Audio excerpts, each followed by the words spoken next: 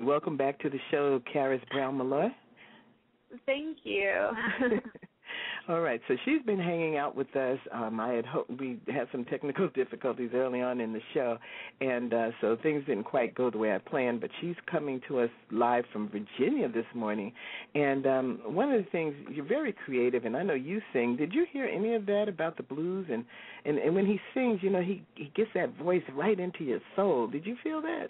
Oh, yeah. Oh, absolutely. I mean, music is a great communicator. You can get so much emotion across and so much across that's more than what you're just saying in the words through music, and he definitely does that, which is what makes a great musician, I think. I mean, I think that's what most people think. Right. And you yourself, you're a singer. You you are. and it's funny the way you describe yourself. You call yourself a former beauty queen who had all these experiences happening to you that you would not tell a soul of. You just would, if somebody asked you a question, you would just kind of sit on it, and you would not share how you were really feeling. And I can only imagine. So now let's go back. Okay, I don't know if those of you Googled Starseed. I said you guys should Google Starseed, and the book is called Journal of a Starseed. And I was speaking to someone who shall remain nameless, but I started reading what a starseed was. It says, not everyone on Earth is from Earth. There are those who are here from other planets and civilizations in this and other universes. Now, already I hear some of you rolling the windows up in your mind. And this interview may not be for you, and it's okay for you to tune out. I've never done, in all my years of doing radio, I've never done an interview like this. And since I know Charis so well, it's not like just somebody I saw and said, oh, she has a good book. I know her. I'm related to her, okay? So that's why I can see the other things that she's done in her life that have been so positive for the family as far as healing and counseling and all the things that she does, that when she kept telling me she was writing a book, so I assumed that it would be a holistic book about raw foods, because that's what her blog is about. And, you know, not just that, but, you know, she does talk about Reiki and other things. But this book was totally about her encounters with things that are otherworldly, I'll just say. But anyway, there's this list here. It says, if you have an intense sense of loneliness, you feel like you may not belong to your Earth family, you have a fascination with the stars and feel as though your home is out there, but you can't remember where. If you begin to question the ways of Earth at an early age, and you're black sheep of the family, and it goes down this list, and the person I was speaking to said, that's me, you know. So, I mean, it's how did you find out what a starseed was, Charis? It was actually a really long process. I mean, the thing about labels like this is that everyone fits into a lot of different things, and that's some people's criticisms for astrology and things like that. Well, everyone can be stubborn sometimes, and everyone can be friendly sometimes or withdrawn sometimes or whatever, and yes, all of that's true. But there are also things that are just ridiculous coincidences that defy the law of coincidence, I think, that happens sometimes. It kind of shows you your way. It's happened to everyone. Everybody's thought about an old friend or a relative they haven't talked to in years, and then the next day the phone rings and it's that person. Or if, you know, a grandparent passes away and they come to a child in a dream that night and say, okay, I'm gone, I'm going to be all right. Everything like that has happened at least once to someone, you know, and so rolling up the windows in your mind, like you said, it's a little bit more difficult when you start to look back on your own life with an open mind. And my journey started with just esoteric experiences happening in college. I didn't know anything about aliens. I didn't know anything about UFOs. I just never thought about it. And I still didn't for another, I guess, about 7 years after I got into the whole esoteric world, because I couldn't ignore it anymore. I thought I was going crazy. So you can either just accept the fact that you might have schizophrenia, except for the things that you're hearing and seeing and experiencing are then true and accurate, which kind of throws schizophrenia out. And so what are you going to do? You can either just be scared, but eventually you see that there's not really anything to be afraid of because nothing bad is happening, or you can learn about it. So I eventually chose to learn about it, and that led me on a really long journey, which has culminated in the past year or so with all this UFO and ET and alien talk, which is, I know it's pushing paradigms, but it's what's going on, and somebody has to say it, because there are a lot of people, as you know, who kind of jump out of the closet as soon as you show them it's okay. Oh, yeah, I have dreams about being on ships. Or, oh, yeah, I see UFOs, or I've seen UFO, or all this other crazy stuff. It's happening to a lot of people, and there's no reason that it should be such a huge taboo in our culture. So, someone needs to come out. So I decided. I don't know if it was in your book or I read somewhere else, but someone said in the last week that there was a time when people weren't so afraid of talking about things that were beyond the realm, people talked about it quite openly. It was all part of whatever. And now it just seems like, especially a number of people who are Christian who I talked to this week, they're like, look, this stuff is all crazy. It's out there, and it's just you're living in a fantasy world and all these kinds of things. But even with my own grandmother and my aunts, when we would sit around and talk, they would come up with things, but they were never explained as such, so it never seemed to be. So, for example, okay, everybody listening right now, maybe you didn't see a UFO. I, me personally, don't think I've ever seen one. I saw the video that you posted, and it kind of described what you and Terry said you saw on the beach that day. But the point is that me personally, I've never seen one. I've never seen a quote-unquote extraterrestrial, but I have had these energy encounters, and I'm not sure exactly what that is, but it has been cathartic almost to even talk about them, because as they happen, I would reject, push away, stop, don't want to know. I had an accident once. I was hit in the head, and all of a sudden I started seeing things. Like before they happened, I would know what was going to happen, and I was like, I don't want to know. And I just kept saying, God, I don't want to know. Stop it, and it went away. Yeah, so, well, I would hope so. Yeah. But you see what I'm saying? And someone else may be able to explain that away, but, I stuffed, and that's what I did. What made you, at this juncture in your life, you moved to, your main home is in Pennsylvania right now. It used to be out here in California where all this stuff is okay, it seems to be, or maybe not. Right. But what made you go to a small town in Pennsylvania and actually hammer this book out? Well, if anyone had told me even a year ago that I would not only be telling people that this was happening, but I would have published a book on it that anybody and their Uncle Charlie can read, I would have said that they should leave. Like, I never thought that I would do this. But something just happened about, I guess it was about 6 months ago. I got involved on a forum online through really synchronous and serendipitous ways. You meet someone random, and then they have interesting coincidences with you, and they say, oh, maybe you should check this out. And then you go, and you feel this great emotional thing, and you're helping all these people. So that happened, and slowly I started to see that maybe this is what I was supposed to be writing about, because I've talked to so many people who are either afraid or they're being punished because of these types of experiences on the forum that I'm now an administrator on, which was another interesting whole side experience.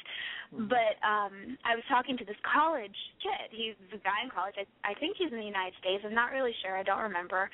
But he was telling me how he is having just plain esoteric experiences, the same stuff that happens in cultures all over the world, and everybody else seems to handle it a little bit better than Western cultures do right now. And his parents had him institutionalized. They put him on tons of drugs. He had to get electroshock treatments. And I'm talking to this kid online, and I'm thinking, you're not crazy. You're not crazy at all. The things you see happen, the people you talk to or whatever they are that you talk to give you good information. This is not insanity going. And that is real, and sometimes it happens. There is such a thing as schizophrenia, and that's true, but you also have to do your fact-checking. If you're hearing a voice in your head, well, yeah, that's not normal exactly, or so we've been led to believe, but if I'm pulling up to a stoplight or something, and something in my mind says, see that white van up there in the lane to the right of you? Don't pull up because that van's about to switch lanes really fast and it could hit you. It's just kind of a little knowing and kind of a heads up. This happened to me during my initial awakening back in college, and I think, okay, so I just kind of hit the brakes a little bit because it happened so fast. I'm just responding to the direction, and then sure enough, the van whips over. Now, how would I have known that? How could that be schizophrenia? No, that's not schizophrenia. You're listening to the voice of Charis Brown Malloy, author of Journal of a Starseed. Now, this is the time for you to get involved in the conversation. 619-996-1674. The number is 619-996-1674. Now, you can call in and listen if you need to leave. You have to go out and you can't take your computer with you. You don't have a smartphone. And so in that case, don't press 1. But if you want to speak to Charis this morning, press 1 and we will get your call on the air. Or if you're in the chat room, you can type out a question or a comment, and we will read it on the air, and Charis will respond. Now, you said that you were a college student. You talked about going for your studies in the library, and then a part of the library that kept attracting you. I think you said it was the 100 series of the Dewey Decimal System, and you wound up over there. But you also talked about when you were like 10, you had an experience. Now, can you talk about that? Oh, sure. I was asleep at night, and my bedroom door was past the foot of my bed. So if I were to sit up in bed, I would see directly through the doorway and to the head of the stairs, because my bedroom was upstairs. My parents' bedroom was on the right. There was a little landing and hallway that went outside of my bedroom door, and I could see the very top of the banister. There was a wooden globe on the top of the banister. And so it's in the middle of the night one night, and it's about 10, and I wake up, and for some reason I just happened to sit up, and we kept the hallway light on at night so you wouldn't stub your toes on the way to the bathroom and things like that. And standing on the top step with her hand resting on the globe, looking directly into my eyes was a woman. And she didn't look like an alien or anything. She just looked like a normal woman. And she was of average height, had dark hair, it was parted on the side, and she was staring at me, not just looking into my room. She was looking at me with a really intense, serious expression. So, of course, I flipped out, started screaming, what is going on? It was very uncomfortable. First of all, if you've ever woken up with anyone looking at you, it's uncomfortable, period. It doesn't matter if that person sleeps next to you all the time or not. And so to see a stranger in your house staring at you like that, who you didn't even know, and completely unexpectedly, was terrifying. So I'm screaming. My father runs into the room and comes and sits on the edge of my bed and my hands are over my eyes and freaking out. And he says, it's okay. There's no one there. There's nothing there. Open your eyes and look. There's nothing there. And this goes on for a couple minutes. So I finally open my eyes and look, and she's still there. She's still there staring at me. And so I know that he can't see her, but I can see her right, and I'm wide awake. It's not like I'm in a dream awake state, that sometimes it's possible to hallucinate things, I guess. I've heard, even though it's never happened to me. And so then I really freak out because this is scary because, when you're a kid, you're driving from anything. No, you have a nightmare. You go into their room and lay in their bed for a little while, and then the world is right again. You come back to your own bed. So when you're seeing something that they're not seeing and that they're not helping you with, it's terrifying. And so I, of course, am really scared and crying and screaming and whatever. And eventually he says, look again, and she was gone. But that experience stuck with me forever. But it was relegated to campfire talk, or late at night when you're having wine with friends and you start getting on that, what are the weirdest things that happen to you? Everybody does it. And people love to talk about this stuff. Actually, once you open these floodgates with ghost stories or UFO stories or whatever, people love to talk about this stuff. So it is a side of our culture that shouldn't be ignored, even though it often is.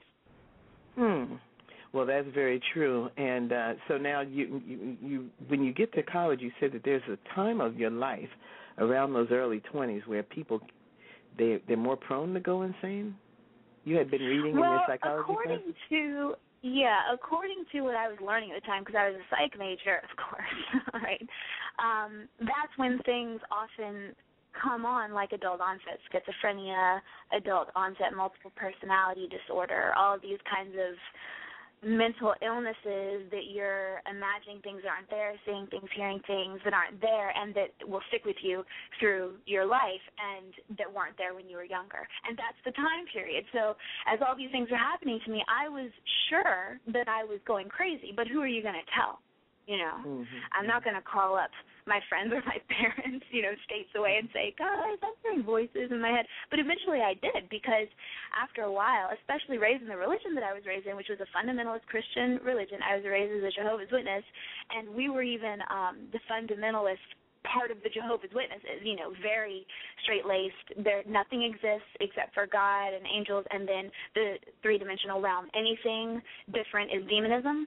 Be afraid, run screaming, start praying your heart out if anything weird ever happens to you. I remember looking up at the stars one time when I was a kid, and you could see the Milky Way, and I'd never seen the Milky Way before. I couldn't enjoy the Milky Way because I was so scared that it was about to be Armageddon and fire was going to start raining down from the heavens on me because something was different, So that was the kind of raising that was in that environment. And so when these things started happening, of course, my initial reaction, even though I wasn't in the religion before and now I was an atheist, my initial reaction was fear and being freaked out about it. But when things kept happening and I saw that there wasn't anything scary going on, then it's hard to remain fearful when your fears never pan out.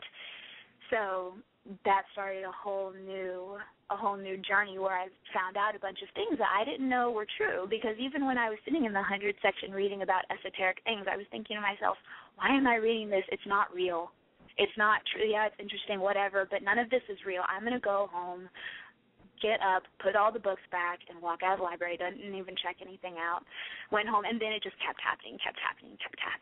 And eventually I met someone else who kind of helped me, because she'd already been through all that. So she kind of said, well, maybe you should try this bookstore, and maybe you should read that book. And no, you're not crazy. This happens to a certain percentage of the population. You're all right, and more now than ever before, possibly. So I started figuring things out. So it wasn't always spooky, scary things. I mean, you learned from this energy and knowing and different things that you could use these things to good and to help other people. Now, can you tell us a little bit about your coming to Reiki and tell us what Reiki is? Oh, sure. Reiki is an energy healing technique. So your body has electricity in it, of course, which is how we get EKGs and all these brain scans and heart scans we do and things like that. And this is not some homogeneous soup of energy that goes around your body. It runs in lines and currents, kind of like your blood does. Like your blood's not just sponged into your body. It has its little pathways, and so does energy. And all bunch of different cultures talk about this, the same thing as chi and meridians, which acupuncture uses, things like that. But what Reiki does is it kind of clues into that, and you can learn how to kind of observe what's happening and manipulate it a little bit, because often if something's going on with, say, one of your muscles or one of your bones and you have an injury, well, the energetic or electrical field that goes through there is also disrupted. So you can either heal the muscle or bone and then the energy field will also heal, or you can just work directly on the energy field and that'll also help the muscle or bone. It's all together. It's like we're little electrical beings, and so we're plugged in like anything. And, that's true, and it's been measured, and it's normal knowledge. And even they teach Reiki at Harvard and Yale now. So it's not completely esoteric, crazy, And the thing that I started doing Reiki, I was saying I'm a witness. When you were here, we kept trying to get together for you to do it, but we weren't able to. We have an aunt who passed away, and both of us went back to Virginia to her services. And when I got on the plane in Chicago, I got sick. I'm not going through all the detail, but it was, I was messed up, And when I got to your mother's house, you did Reiki on me, and I felt the energies that you were talking about. In the book, you talk about your father, and he had a bad knee, and you started doing this. Can you tell us a little bit about your father and the knee? Sure. He had torn his ACL. He was a martial artist, and he'd been sparring, and the guy he was sparring with did something. I don't know if it was just an accident, or maybe he was being a little bit neglectful of proper form or whatever, but my dad's ACL tore in I think it was his left knee, but it was a bunch of years ago. I'm not exactly sure. It might have been his right. And he came down to visit me pretty soon after that, just coincidentally. And I had just been learning about all of this Reiki and energy work and things like this. So I said, well, can I work on your knee? I mean, why not? You're hanging out at my house, and we're just sitting around, so let me see what I can do. He said, okay. So I then gave him full-body Reiki, which is a good way to start those type things, and then focused on the knee, and it was as if I could see/feel/ just kind of understood the inner workings of his knee just in my mind, which is normal for Reiki practitioners. They'll tell you. I don't know how I know. I just kind of know what's going on, and usually you don't know the medical terminology for it. Like if someone has a what's it called when a blood vein is almost blocked, like they have to do a bypass. I can't think of it, but they'll an aneurysm or something? No, when there's like gunk on the side of your arterial wall or whatever. Yeah. Like when there's a real big buildup of that, they'll see what it is, but they won't know the words for it. Just like I don't know the words for it, but I'm describing. You know what I'm saying? Right. I'm describing to you what it looks like to me, and so I'm kind of seeing inside of his knee how there are these two little coils of stretchy tissue on each side and how they've been torn and how they're both like snapped back against the inside of his knee. And I'm asking him, does ACL run diagonally? And he says yes, and he shows me where it runs. I'm like, okay, great. You know, I think I've got a lock on at least what's going on. So then and all of this was just intuitive. I had no idea what I was doing. It just felt like the right thing to do. I kind of made a little bridge just with my thought and with the energy I was using between the two pieces of the ACL and the ligament, not the tendon, and then just imagine that the ligament would use those as kind of scaffolding to grow back across, right? And it would heal itself. And I knew that you shouldn't be able to heal a torn ACL. He knew you shouldn't be able to heal a torn ACL, but, you know, we were hanging out. I was like, why not try? What do you have to lose? And I don't think he ever got that knee x-rayed after that, but I do know that the next year he went on a bicycle trip, left from Alexandria, Virginia, went up to Maine, and then went across the top of the United States to Portland, pedaling his bicycle up and down mountains, through valleys, through different weather, putting up his tent and taking it down every night and doing his martial arts training to exercise while on the road, and he never had a problem with that knee again. No, not if you're driving a bike across the country. But one of the things you said was that when you were working on him, he said, hey, what did you do? It feels like you pulled something out of me. Could that have been the gunk? Yeah. I don't know. Maybe it's hard to say, because when you're working, at least when I'm working with energy, it's all kind of nebulous, and it's really hard to put words on. But yeah, sometimes when you're doing Reiki, you'll feel something in there, and you'll just kind of reach in with your mind and kind of pull stuff out. And I know at one point I was pulling something out of his shoulder, and he said, it feels like that's coming from my foot. It feels like you just pulled something all the way through my body. I was like, I don't know, I guess I did. Or when I was working on his knee, I didn't tell him what I was doing. He said, Charis, what are you doing? I was like, why? What do you feel? And he says, I feel things moving inside of my knee. And I said, well, good. That means that something's happening. I can't tell what, but something is.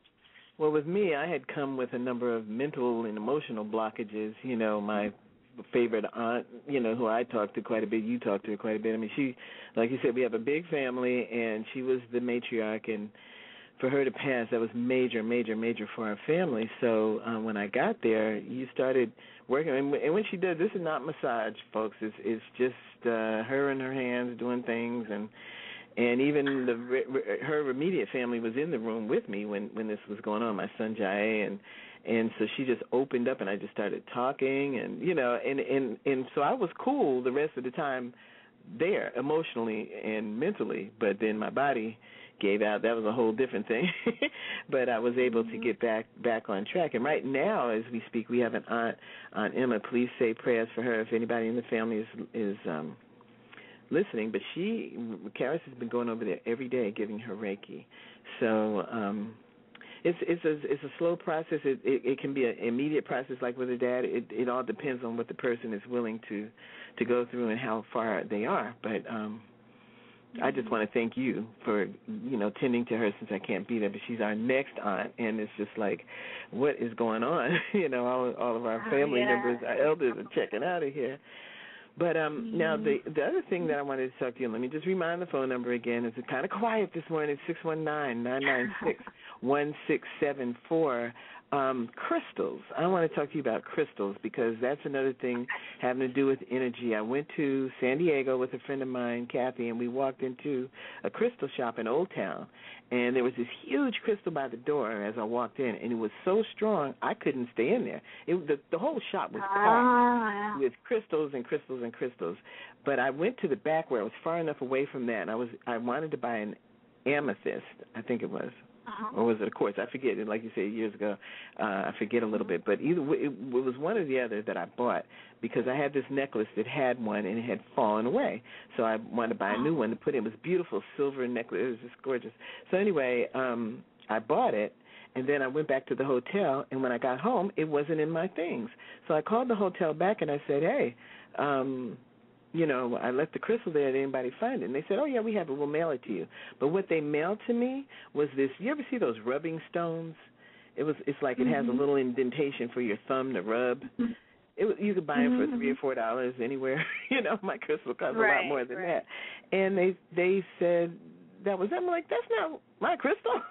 And so another person told me, she said, maybe that crystal was too strong for you. It doesn't want to stay with you because I lost the first one. That one didn't come home with me, and I tried one more time and don't have that one. So certain crystals are for certain people. It was too strong. Yeah, it's just that it would have matched you or not matched you. It's kind of like it's like a relationship with a person or with any, if you're going to get a pet, right? You know that one is for you and another one isn't. It's a affinity thing, like a vibrational kind of. It's like when when you're around someone in a really bad mood, even if they don't say anything, you can just tell. You don't even have to know the person. You can be standing in line at Wendy's and someone will come stand behind you and you will just feel that they're not happy, and if you're close enough to them physically, then they'll either bring you down or you'll bring them up, or both. Because if you're happy and they're unhappy, or vice versa, then the frequencies can't be around each other without trying to equalize at least a little bit. And so crystals are kind of the same way because they all hold their own. That's why we can work with them, is because they hold frequencies.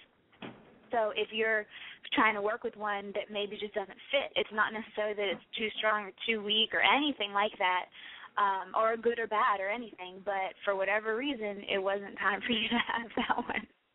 Maybe there was a better one. Whatever happened to that rubbing stone that they sent you?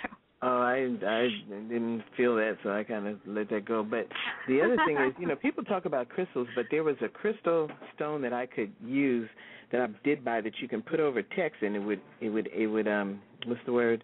It would enlarge it. And then they talk about the crystal set, the old radios, they call them crystal set. And they talked about how information is embedded into crystals. And I thought about it. I said, we have all these CDs and DVDs, and they're going to end up in a landfill somewhere. And somewhere 100 years from now, somebody may find them, because I'm sure by then DVDs and CDs will be like 8 tracks are it does now. And there's information on them. And unless they have the right equipment, or maybe it doesn't even need equipment, but we need equipment. Maybe someone else can just tune into it. But there's information in that thing that's going to be here. So is that what's happening with crystals, that there's information in there that people can...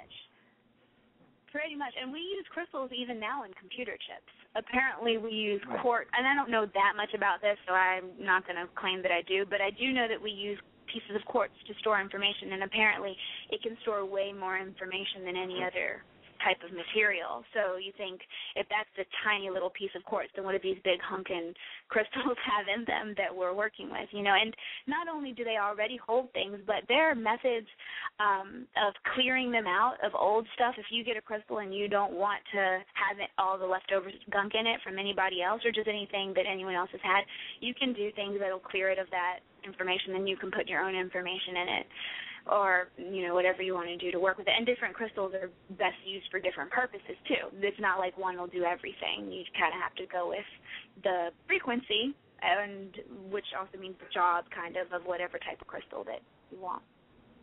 Okay, so then you talk about a crystal that you had a special relationship with, and a woman who had crystals all over her house, and so I'm looking more into crystals because they always talk about how the kings and queens had crystals in their crowns, and we think they were there for decoration, but they were there for different things, and so anyway, it's just very interesting. By the way, that woman that you saw in the book, she tells you what happened later on. The woman comes back into her life, and I'll let you get the book, journalofthestarseed.com. She has it up there. I think you said now it's on Amazon?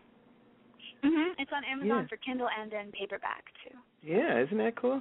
So now you can get it for Kindle, and you can actually get the paper book. I downloaded it, so I've been reading it on my iPhone, and it's been my constant companion to prepare for this interview. Now, meditation, that's another thing. People often use it to relax or de-stress, things like that. Tell us about meditation. Well, meditation is just a way of using your mind, which is different than the go, go, go that we're usually in when we're in a waking state. For a while, they thought that what the brain waves do when we're meditating was the same thing as REM sleep, but now we know that it's not the same. It's a unique wave pattern. And so what is actually happening in the brain when we meditate, I don't know. Different people have different theories, and I have my own theories, but I don't know anything for sure. But what I can say is it's my belief that as adult humans, we should always meditate at least once a day. I think it's just part of keeping ourselves sane. I think that, if you go back into history, in any culture, they always had a spiritual practice. And for some people, going to church is essentially the same thing as meditating. It's just kind of unplugging from the enculturated, political, social, programmed reality that we have, where we're constantly getting messages to do things, buy things, think things, like things, don't like things, and just kind of be ourselves and explore what we are, or just be what we are. Different people are attracted to different types. Saying meditation is kind of like saying writing. There are a bunch of different types of writing about a bunch of different subjects. You can't just describe it all with one word. Meditation is kind of like that, in that there are things like Zen meditation, where you just kind of clear your mind. You try to. That's never worked for me. I'm not really able to do it. And so after trying for a long time and failing, I decided that maybe something else is better suited, and it was, which is guided visualizations. And I did some shamanistic training, so that's traveling through different dimensions, and wait. That's what's always worked best for me. Mm-hmm. Shamanistic. What's a shaman? Tell me about that. A shaman is another word for medicine man or medicine woman, essentially, and they're in all cultures everywhere, Native American, European, African, Asian, too. I don't think they call them shaman necessarily over there, but essentially it's someone who talks to the spirit world and to the physical world. It's kind of a intermediary between the two. A lot of times they also doubled as a doctor, because, like I was saying before, you can have energetic problems and you can have physical problems. A lot of times, if not all the time, they're very much intertwined and linked to each other. So my shamanistic training came kind of as I was learning Reiki and stuff. Pretty much a couple years into it, I think, is when I first started looking into shamanism and doing research on it. It was nice because I was doing research on it for school, and then I was like, well, now I'm finding ways that I can start looking into it for myself. So let me just do this. It came as a academic interest first, and then I realized that this wasn't just something ancient. It was something that could still be utilized now. So I did that too, all the time, never telling hardly anyone except for maybe whatever person I was romantically involved with. But sometimes I didn't even tell them, because there's been some crazy responses to that too, Yeah, I saw where you said that someone taught you that if you are with someone who's not where you are, don't waste your time trying to do Reiki or trying to get them to meditate or trying to, share with them the things that you have, because they're not ready. They're not open for it, so it's just a waste of time. Yeah, what I found is that people ask questions when they want to know. And it's not that you should necessarily hide it. I don't think that anymore. Obviously, But I also don't think that it's ever a good idea to try to shove your beliefs down anyone else's throat, because we're all here to experience something. And so if everyone believed exactly what I believed, they probably wouldn't get the experience that they need, and vice versa. So, and that's actually one thing, you said that you were talking to some Christian friends of yours. What I believe does not go against Christian belief, really. It goes against some of the dogmatic things that you can then look back into the history of the Christian religious institution and see where they were put in there for political reasons. Some of that stuff it goes against. But the real tenets of the religion, it's all the same. Pretty much all the world religions kind of tell you the same thing. But you said you were an atheist. When I first started learning about all this stuff, I was. Yeah, I'm not an atheist so now, what changed? not at all. Right. What changed? Well, all of this kind of made it, I've been basing my arguments on atheism, because I wasn't a complete atheist. I was more an agnostic atheist, and I said that I don't think God could possibly exist, and if God does exist, then he's a sadist, and I don't want to have anything to do with him, because if God could exist and be all-powerful and be able to change everything that happens with a flick of his finger or whatever, and he could also see whatever happens and whatever is going to happen and whatever has already happened, then why is anyone being born and dying at 2 years old from starvation and illness? Why are there people who murder and rape and harm other people? Why is this allowed to happen? This certainly couldn't be an all-loving God, I figured.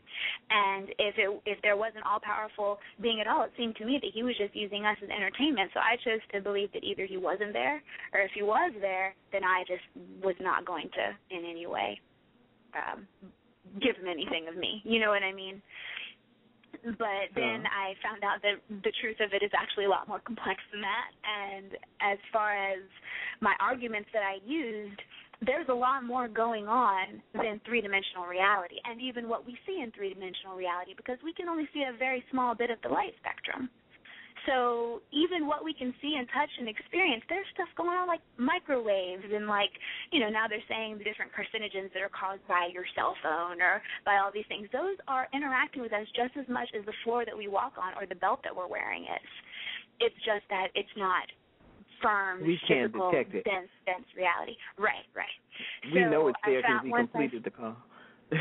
but we can't see it or feel it or touch it, Right, and we have more sensitive instruments coming out every year. So just because we can't measure something yet, arguing that it doesn't exist is just a really silly, naive argument to me. So do you believe in the supreme being, the one God, the Most High? I do, yeah, I absolutely do. I absolutely do. I think that there is a great consciousness that is both made up of us and that created us and that is very paradoxical and infinitely large and infinitely intelligent and infinitely loving, and that we can plug into that at any time and interact with it, and that we always are interacting with it at any time.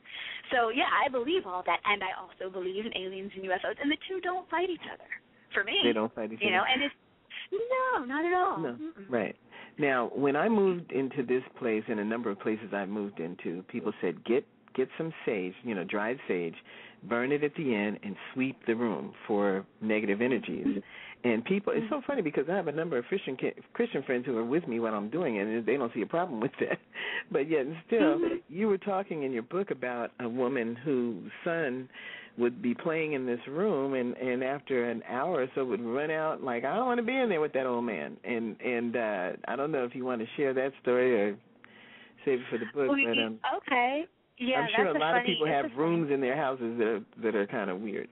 So go ahead and tell us. Yeah, that you just don't feel right in, or closets that you don't really like to go into. A lot of times attics and basements are kind of like that, or the back corners of them. And I think that it's a lot of times because of stuck energy. I don't always think that things like this are going on. In fact, I don't think that things like this very often happen at all in a random sample of people. But a friend of mine had a haunting in her house, and it was in the little boy's playroom. He was about 2 or 3 years old, and he would not play in there for any long amount of time. I mean, I don't even think it was an hour. I think it was after maybe 20 or 30 minutes he wouldn't stand there anymore. He'd run out and say, I'm not going to be in there with that man. And she'd say, well, what man? He said, I don't know his name. He just stands in the corner and looks at me like this. And he'd give her a big scowl on his face. He said, I don't like him. He scares me. And it wasn't just the little boy, because if it had just been that, maybe you could chalk it up to childhood imagination or some movie he'd watched. But this was over months, and the room kept tripping off their security system. They had to take it off of the perimeter of where their security system protected because they'd never get a night of sleep if they left it on. And the reason that she contacted us at all after all this was happening was because this woman was pregnant, and she and her husband were about to have an addition to the family, so the little boy was going to have to move into that room, and the baby was going to get his old room, which I guess was maybe closer to their room or smaller or something like that. So she doesn't know who to turn to. I mean, who do you turn to if you have a haunting? She wasn't Catholic. She couldn't call a priest, and also half the time they don't come anyway. They say things like, well, it's not actually haunting, but it's my sneaking suspicion that a lot of times maybe they just don't want to deal with it. But so who are you going to go to? So she knew that her friend, who is also my friend, which is how I knew about this at all, kind of had experience in this kind of stuff. And so she called her up, and she said, can you come help me? And so she called me up, and she said, do you want to exorcise the house? And I said, all right, because she had to do what you tried. Exorcise, an exorcism. And she didn't have anyone else to turn to. So we couldn't really say no. That wouldn't have been right. We had to at least try it. And what I've found is when dealing with spirits and ghosts, and this goes for anything. This goes for if you're walking on the street at night and you just get one of those creepy feelings, or if you're up in the attic of your house and you feel something, a cold breeze comes over you. A lot of times cold is correlated with hauntings or spirits and that kind of thing. But what I found is if you're sure, and if you're sure in yourself and you say, you have to leave, this is my space, you have to leave, then usually they will. I mean, usually there are exceptions for sure, but 9 times out of 10, you just have to be firm. And because this is three-dimensional reality, and we're in charge here, not these non-physical things flitting around. You know what I'm saying? At least not usually. So we went in, and it was an intense experience, and stuff happened, and then there was something in the closet, and yeah, that was the only time that's happened. I've never exercised another house except for my own apartment later on, but that's different, not someone else's random space. But what did you actually do to get him to go? Well, just a bunch of different things. As you learn how to manipulate energy and you learn how to interact with non-physical entities, because no one's ever alone. You know, even in conventional religions, they say everyone has guardian angel or multiple guardian angels. They say that there are legions of angels all the time standing over you, wanting to help, and you just have to ask for it, which I do believe to be true, although the definition that I have of angel may be different than other people's definitions of angel. But you can call these people in to help you. You know, and this can be true with any problem. I mean, anytime you're feeling whatever negative way you're feeling, worried, scared, bad, sick, anything, or you just need some help with something, you can just do a little, and you can talk directly to the divine source, you know, to God, the big God, or you can talk to any of your non-physical team kind of and say, can you help me out with this? And 9 times out of 10, something will happen, and it'll be really subtle. It usually is. Usually things don't fall down from the sky. It'll be a book that happens to catch your eye that has the answer in it, or somebody will call you and say, oh, I was thinking, and it'll be just what you needed. But you have to pay attention for it. And so what we did was essentially call in all of these people who we interact with, and we used the energy visualizations that we knew, and we also just kind of winged it, if that's a correct term, I don't know, and did what felt right at the time, and it ended up working. I mean, she didn't have problems after that. The little boy moved in, and it was fine, and she put the room back on the security system, and everything was all right, so it worked. So people get stuck sometimes. You always have to know what you're doing. so people get stuck sometimes in between. You think that was like some... It can happen. I don't think it happens that often, to be honest. I think that usually it has to do with trauma. I think it's more likely to happen if someone dies in a really traumatic way. And a lot of times it's not necessarily that they're stuck. It's just that they haven't gone yet, or that they come back. I mean, I know people who I've interacted with, their loved ones, who are doing stuff other places, but they come back to check in every now and then. And I'm sure a lot of people have experienced this if their parent or grandparent has died sometimes, or even just a friend or a sibling or a child or anyone they're close to. Sometimes they'll kind of just feel their presence there, or they'll see something or hear something that or smell something. Smell is a really big one. And yeah, that's usually them checking in, saying hello, offering their love or their encouragement or whatever. So this particular guy, I don't know what he was. I don't know if he was someone who had been human and had died and had gotten stuck or lost, or was just a troublemaker. I don't know if he wasn't human at all, and if he was another type of entity. I'm really not sure. I know that the little kid saw a human guy, but that doesn't necessarily mean that that's what he was. It's really complicated, but, I mean, it doesn't really matter because we got up and then he went wherever he was. Yeah, as long as he's gone, you don't have to. You don't have to look at it. I had a number of experiences. We're going to take a quick break, and I have a young woman that I interviewed yesterday who's having a festival, mask festival, and it starts around noonish, probably 12:30. As part of the Leimert Park Art Walk, and we'll hear from Minka Smith in just a minute. But I remember one time my older son called and said that, hey, my car has been stolen and I'm making a police report, but I need to get the license plate number. And, of course, I frantically went through all my papers and, everything. I had all the insurance. I had everything, and no license plate, nowhere to be found. And he was way away from me, about an hour and a half away from me in Northridge, and I couldn't get to him. I couldn't help him, and he's out there, and the mall is closed, and it's dark. And, so anyway, after I got off the phone with him and gave him whatever he needed, finally found it, I just prayed to God. I said, please just restore this situation. Because he had to go to work the next day. We were talking about taxis, and, it was just crazy. So I was like, dear Lord, I can't deal with this right now. Can you please just restore everything to the way it was? And not long after that, I don't even know if I got that sentence finished, but he called, and he said, you know what? I think I've been working too hard. I said, why is that? He had called his girlfriend to pick him up, and, he's a mall shopper from way back. And so she went to where he normally parks, and there was his car.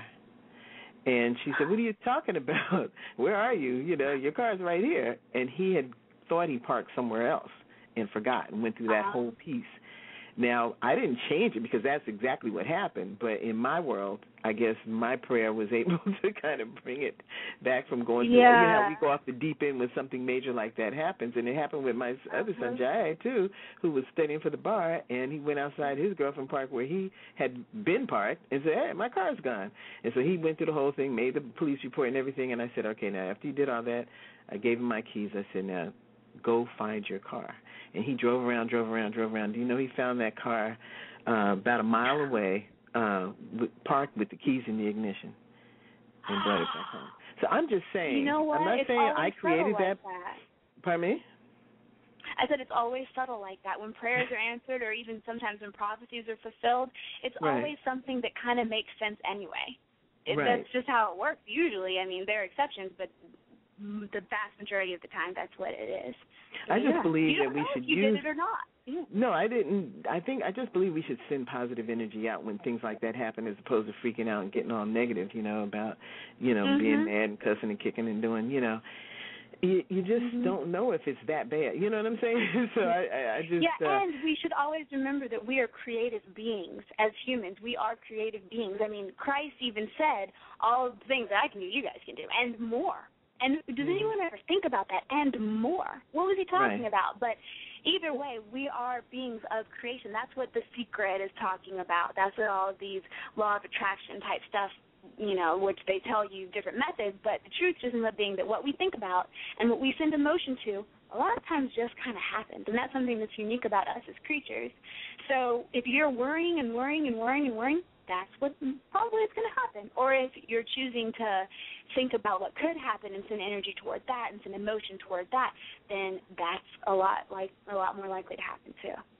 So we have to kind of be responsible for our thoughts too. Right, we do, and that's really, really important. We have to be responsible for our thoughts. So I'd like to thank those of you who did come into the chat room and join us today on Sunday Morning Live. We are going to hear from another piece, but Charis, you've been hanging out so long, I don't want to hang you up anymore. Journal of a Starseed, journalofastarseed.com. If you missed any of this program, you're just tuning in now. As soon as it's over, it will rebroadcast, and it'll be up there for any time. So if you'd like to share it with a friend who maybe has been sharing these experiences with you, one of the things that someone told Charis in her book that they needed more young people and women to come out of the closet, so to speak, and talk about these things so that other people can deal with them and feel as though they're not alone and feel as though they have someone with whom they can relate. Do you have an email address if people wanted to ask you a question, or can they access you through journalofastarseed.com? Oh, yeah, they can. There's a contact me link. They just go to the About the Author page, and it'll take you right to the email. Okay, so maybe and I'm happy to answer any question. Yeah, I know that this is a strange subject, and I know it pushes paradigms, but I'll be the first to admit I know I sound completely crazy. That's what the whole first chapter is about in the book. I know this is going to sound crazy, but it's happening, and it's real, and it's probably already happened to just about everyone, at least strange things, not necessarily UFOs, but when it happens to you, then maybe you just won't kick it right out of your mind. You'll actually say, well, what is this? Is this something that I can learn from? Is this something that can enrich my experience of life?